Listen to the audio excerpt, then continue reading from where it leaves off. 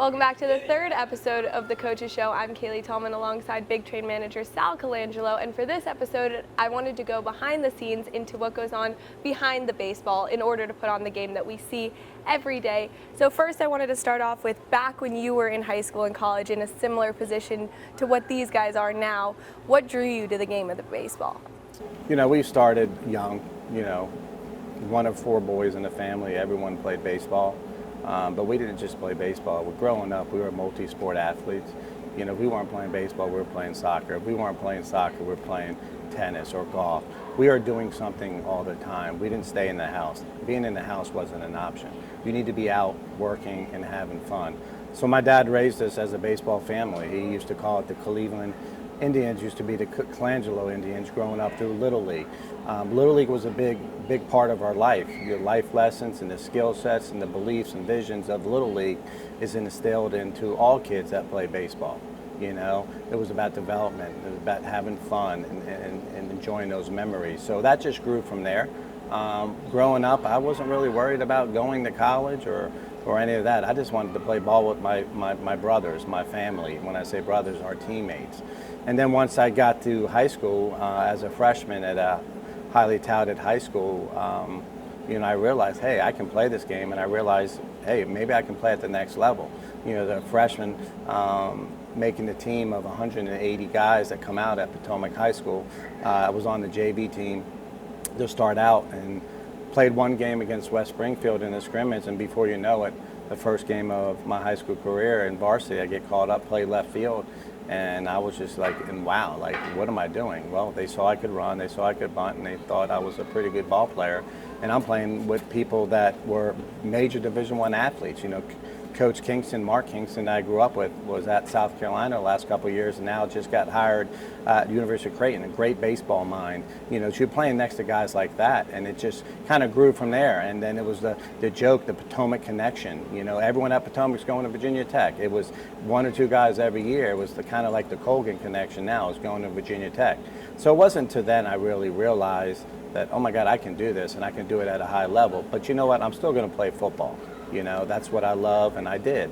And we went to state titles every year. But it's that multi-sport athlete. It's that development at a young age that was instilled in the family and the family values. And that's what I think a lot of these kids are missing as they get older and get into high school and get into college.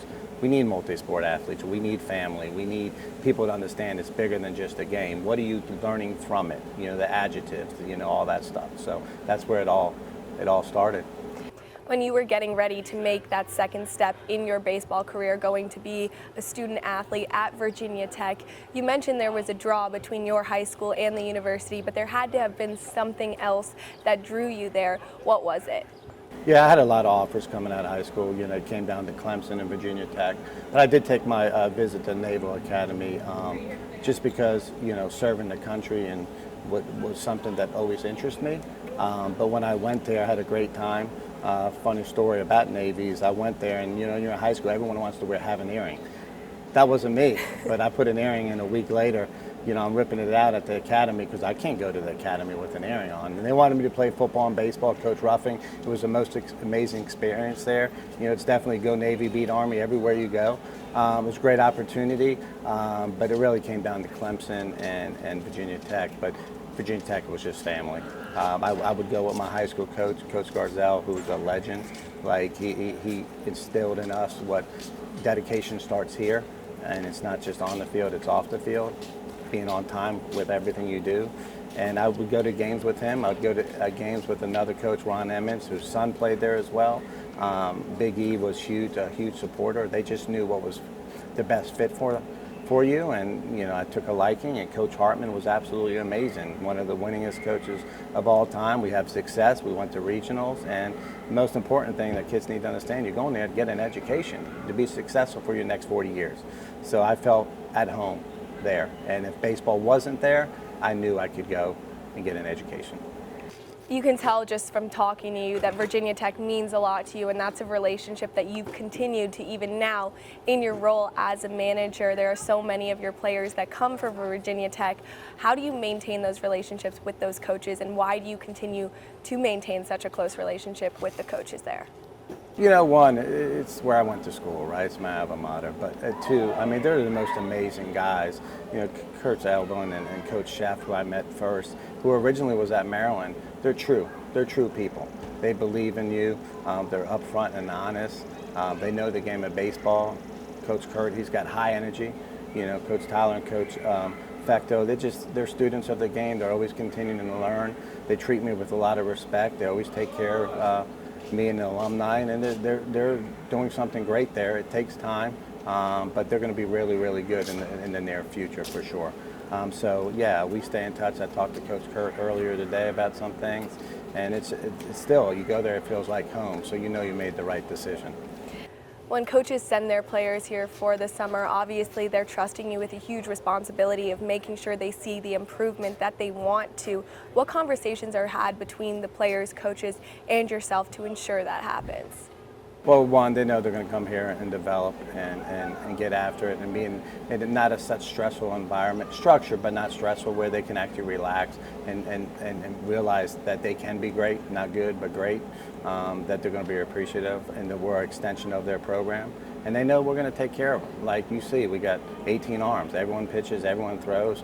They need to get their work in on the field and off the field and be able to go back healthy, ready to go. So that's kind of a lot of the things we do, and it's all in communication. Like once we get to the playoff, I'll call a particular coach and say, hey, he's got a 60 pitch limit. Can we go to 75? He's fresh, he looks good. Can we extend him for the playoffs? I'll let them make that decision as long as they're fresh, ready to go. Because again, I tell these guys all the time, your career is more important than summer baseball. When you played, obviously the transfer landscape didn't look at all the way it does now. It's much more freeing for the players to transfer from university to university kind of when they please. How has that changed your role as a coach of this team? Well, first and foremost, the transfer portal, I'm not a fan of it. When you make a decision, it should be the best decision for the next 40 years. I'm a prime example of that. But NCAA has allowed and has really made it challenging for college athletics and college coaches, quite frankly. I mean, there's certain times if you're a grad student, you should be allowed to transfer. But just because you don't like it, or you're not participating, which is 90% of the time, or you're not playing as a freshman at a Power 5 conference, that's okay. You got grows and glows. You can get better. You go do in the summer ball, you come back the next year and do it. I mean, Hunter Renfroe was a prime example. Hunter Renfroe didn't play a lot his freshman year. He played this next year. He came here. He worked on his craft. He worked on things he needed to do. And now he's a big leaguer. Like, kids don't want to spend the time. They just want everything given to them. Not all, but more than not. And so now the coaches have to deal with the portal. I mean, you literally have to recruit these kids harder when they're there than when they're in high school. And then you got to get into the NIL. It's destroying the game of baseball. And my hat's off to those coaches that do it every day. It's stressful. And now with me, obviously with the portal, I won't talk to a coach or send a player anywhere unless they're in the portal. But if they call me, I'll be honest and I'll help the kids. But I also am not going to be the recruiting ground for the portal. Next year, I'm going to put my foot down. Like, I'm going to get these guys that I think are going to be here. And if you're in the portal, then you might be a great player and great kid, but I'm just not dealing with it, because literally, like today, I've been on the phone all morning, all afternoon about the portal and players. And I don't mind helping these kids, but that's not what we did. Stay in school, and compete. Or you know what, graduate early and then leave. Because you want to play at the next level, you can do that anywhere. It doesn't matter if you're at George Mason, Virginia Tech, or UCLA, you can play.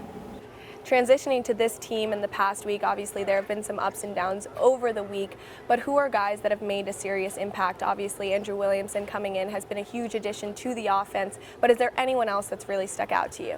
Yeah, I mean, Andrew, he's a great program. His coach gets it.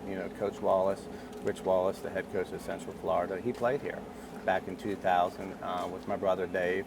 I tease him about a lot of things that went on back then, all good. But Rich is a student of the game. He's a brilliant mind. It's not surprising he had success so quickly at UCF, and you can see it with Andrew. Andrew's a dog. He wants to come play every day. He wants to get dirty. He understands. He has a high IQ of baseball, and it shows. I mean, he's being very, very successful. So, I mean, he's one right there. And then the other one is Jaden Baston from Jacksonville. He didn't play yesterday, had a day off. It's nothing he did. It's just guys need a break. Guys need a rest. It's a long season. They're playing every day. They don't play every day in college. Some of them don't play every day anyway in college. But he's really made huge strides and adjustments at the plate. And he's going to do great things for that great university for sure. He's a good kid. I mentioned the ups and downs earlier this week. You're about to start a new week. It's Friday today, and you've got a whole new week of baseball coming up. Where are you looking to see improvements overall throughout this team heading into next week? You know, look, I just think, you know, we've won 2 of the last 3. It's there. Greatness is there. It's trying to build a culture where you got guys from all over the country coming. But then when they're in the portal, sometimes their minds are in other places, not into the game. But what we're trying to prove, pitchers, for one, you know, first pitch strikes, you know, I challenge them to 70%. You know, some people say that's high. First pitch strikes, first and foremost, pitch ahead, pitch off your fastball, you know, when you're in the game. And when you're not, you can work on it in the bullpen. You got 2 great pitching coaches there for you. So that's one. And then hitters, just continue to be aggressive, continue to execute the fundamentals.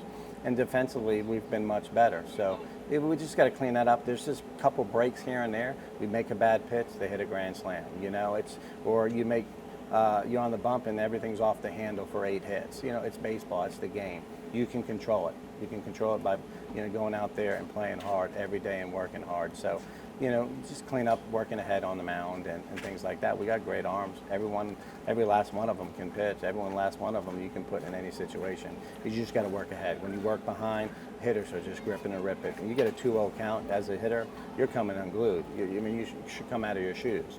And that's what's happening right now. So we got to eliminate that, and we'll be okay. We'll see you back here for the 4th episode of the Coaches Show next week. For now, you can catch all the action on YouTube on the Big Train Baseball Network. We'll see you next time.